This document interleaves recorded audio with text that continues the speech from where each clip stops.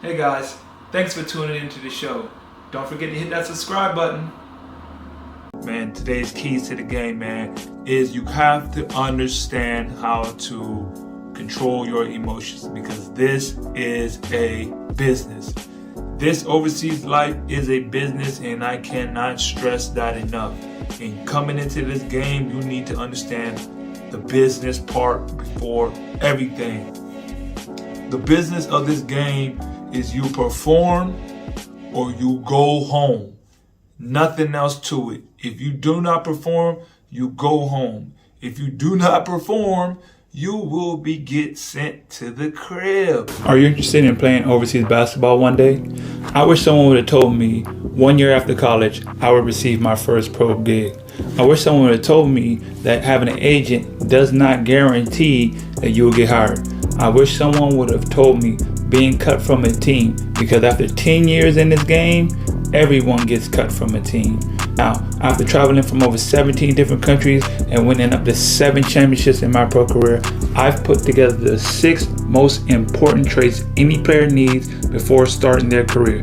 So go ahead and grab that ebook and get all the information you need today to start your career.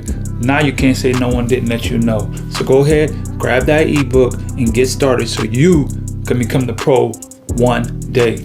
Let's go. They will send you home. Recently, right now, we just had a team meeting. You know why? Because the coach just got fired. We're 2 weeks out. We got 3 home games left, and the coach just got fired from the team. Now, do I believe that this was the right time to fire the coach? I don't believe it's the right time because we've been so close to the playoffs and we already got this group going. So as far as timing wise, probably wasn't the right timing, but the right decision. Straight up, he should have got fired. From 3 months, 4 months ago, they was trying to fire him. But he kept stringing along a couple of games. He'll win some. We're going on a road trip.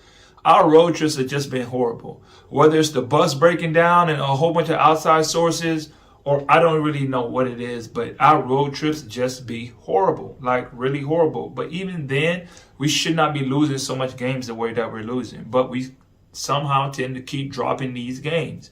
And management is not going for that. The team, the management, the business part of it, they're not going for that.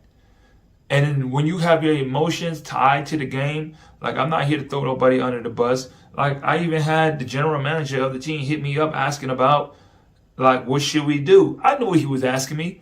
I know he was trying to tell me, hey, listen, should we get rid of this coach because we should be winning? We need the best chances.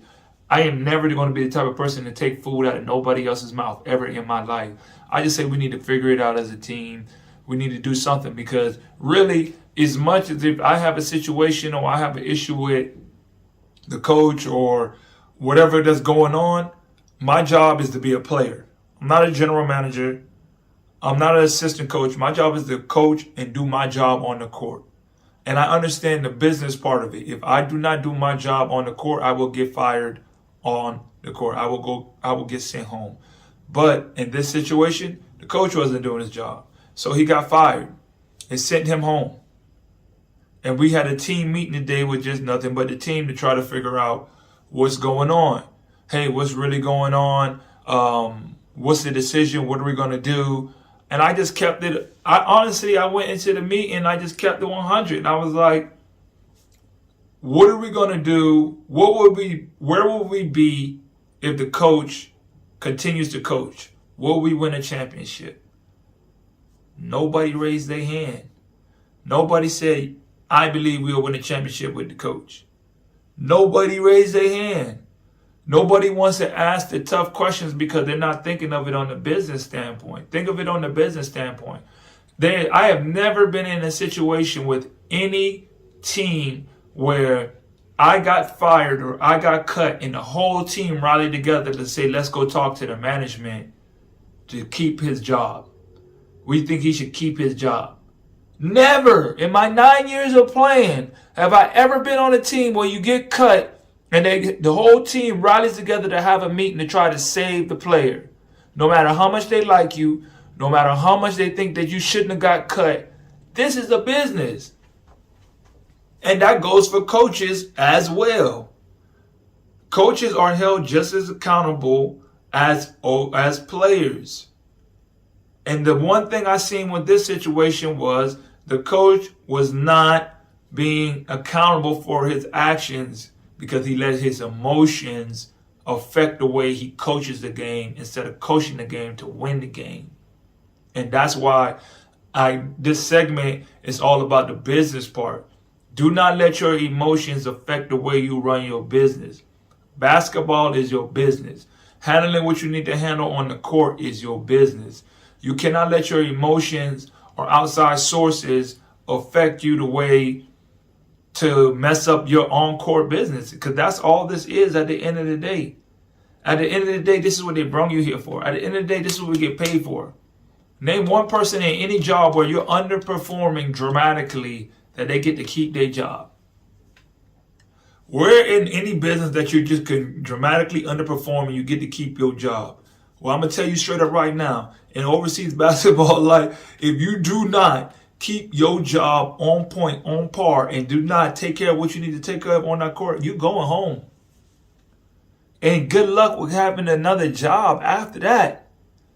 Don't play yourself and think that, man, I could just come out here and underperform and do the bare minimum. You better, whether we losing every game or whether we winning every game, you better make sure that you take care of everything that you need to take care of. Because in my time of this game, I've been in situations where I've been the best player on the number one team in a great division, and I still got fired. Why? Business decision. I led the team in scoring, top 5 in the league in scoring, number 1 in the league on the team. Got fired. Could I be upset? Yes, I was very upset. I even flew my family out. My daughter was just born. I was trying to save money, so I needed a job for the whole season. Guess what? Did they care? No, they did not. It did not matter that I had my family out there. It did not matter that my daughter was 2 weeks old and she just moved there and we all down there as a family. It did not matter because they said we made a business decision and we need to get rid of you. And I had to accept that and keep it moving. So in this situation, with my current situation, because this all just transpired within the last few hours, and it just brought to my attention that, you know what, this is just the life that we get yourself into, and you have to understand. See, here, if you get fired, they're under law and under contract. I guess they can still be getting paid because of the laws. But as an import, you don't get paid no more. Your job is done. You're cut. You don't get no more salary. And I knew that he told me, I got a daughter. I need this job. I need this. So they be fighting for their lives and fighting for their position just as much as a regular player that comes over there that's trying to survive and literally going from team to team to try to stack up some money and save some money. Like, everybody's playing for something.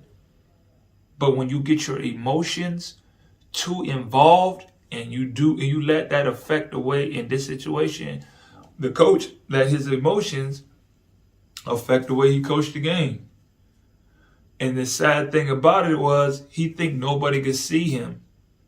And when I say that, it's like you really believe that the management, we have guys on our team, other imports that are getting paid a lot of money that are paying 10 or 12 minutes.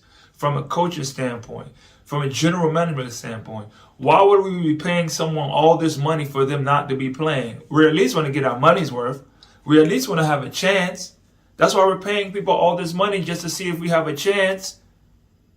And you believe, honestly, that they're going to continuously stand by and just basically throw money away?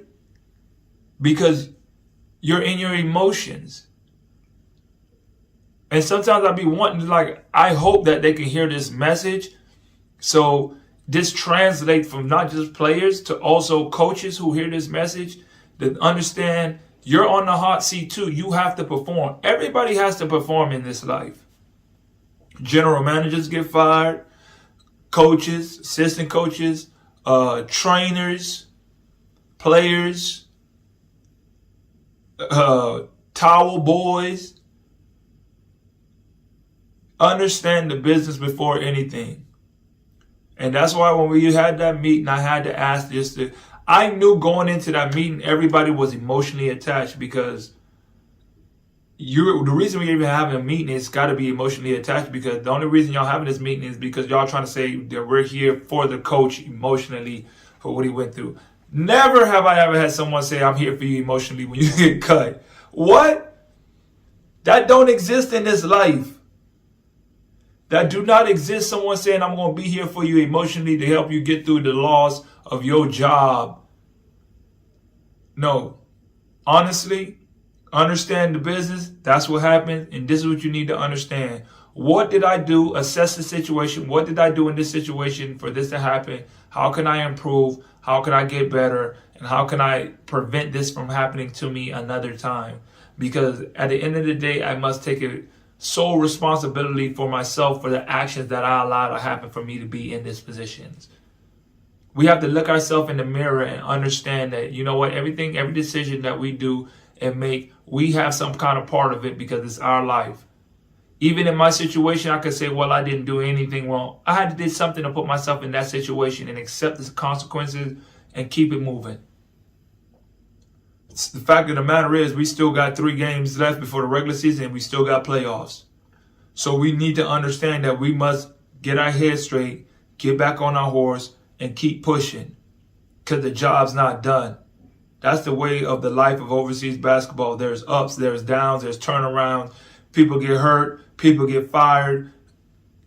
One of our teammates, I'm not going to, bring out his business, but one of his father had cancer. He was on his deathbed, but he still had to play. And he did a good job in the last game.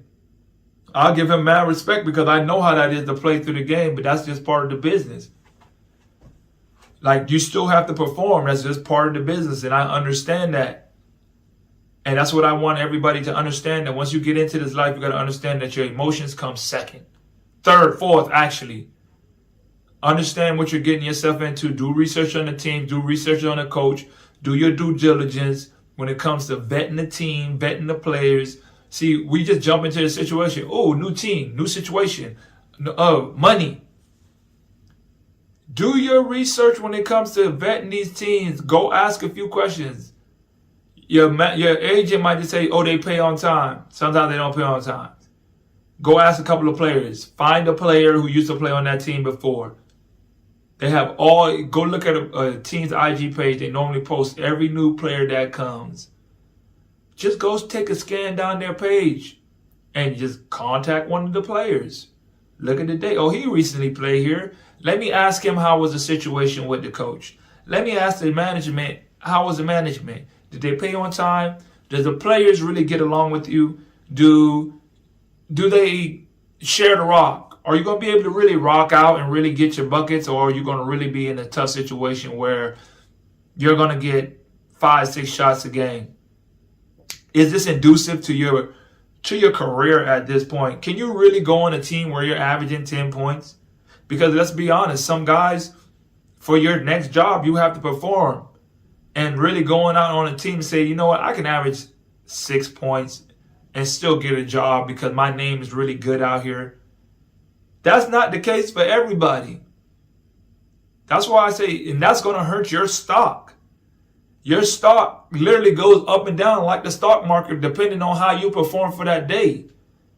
Not everybody is a Tesla and Microsoft and Google's, for those that are in stocks, that if they take a hit and they get to a bad situation, they know that they're going to recoup over time because their name is just that good. Not everybody's in that situation. So you got to make sure that you're doing your due diligence to know what situation that you're getting yourself into beforehand, so you don't put yourself in a bad business situation to get caught on a bad team where you do not be able to do what you need to do to continue your career going in the upward direction. Do your own research. Understand the business aspect of the game.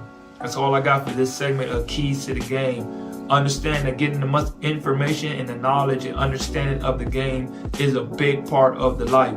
If you do not understand the business part of it, you will fall short every single time. Remember, greatness is a habit, not a right. That's all I got for you guys. Make sure you like, subscribe, comment, and let me know what y'all think about these segments and what else you need to know or learn, and I can help you with. Till next time, man. I'm out.